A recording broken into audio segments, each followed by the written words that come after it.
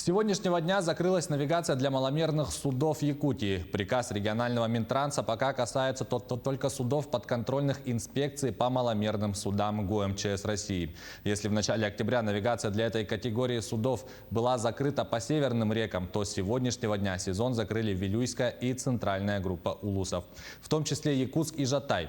Какие суда не имеют права больше выходить на реку и какие штрафы ждут их владельцев, в материале Ульяны Шагиной.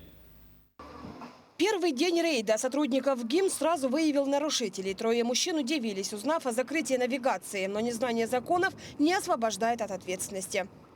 Данное маломерное судно нарушило условия по району плавания. И на них будет выписано постановление по статье 11.8, часть 1. Штраф от 5 до 10 тысяч.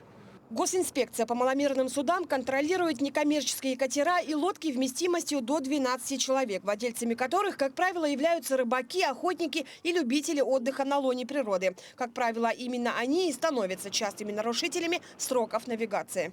Рискованных владельцев маломерных судов не пугают ни лед, ни штрафы, поэтому инспекторы в эти дни уделяют большое внимание именно профилактической работе. Объясняется людям, как они подвергают опасности не только свою жизнь, но и жизнь рядом сидящих пассажиров.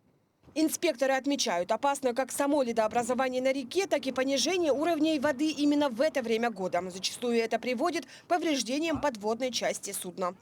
С понижением температуры на водоемах территории Республики Саха-Якутия образуется ледообразование. Тем самым опасно движение для маломерных судов.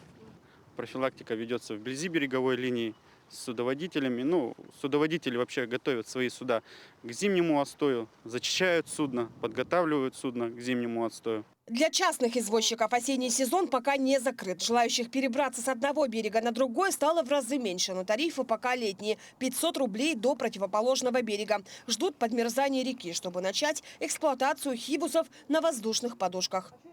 У нас рейсы продолжаются, мы будем ходить, когда суда не встанут уже, получается. Это до какого примерно?